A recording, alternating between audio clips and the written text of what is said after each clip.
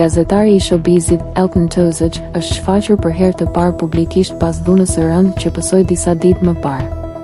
I ftuar në emisionin Shqipëria Live, ai ka rrëfyer detajet rënditëse, duke deklaruar se u dhunua brutalisht për shkak të një lajmi që kishte publikuar për një vajzë të njohur të televizionit, e cila sipas tij ishte në një lidhje me një personazh të botës së krimit.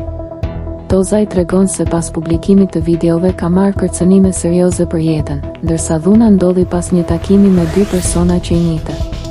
Ai humbi ndjenjat nga goditjet dhe u la në rrugë, pasi autorët menduan se kishte vdekur. Gazetari rrezikon të humbas shikimin, pasi është goditur rënd në fytyrë dhe syt i janë nënshtruar ndërhyrjeve mjekësore. Ai shprehet se jeton me frikë dhe ende nuk ka bërë një denoncim zyrtar, për shkak të pasigurisë. Një histori tronditëse që ngre pikpyetje të forta mbi sigurinë e gazetarëve dhe lirinë e medias në Shqipëri.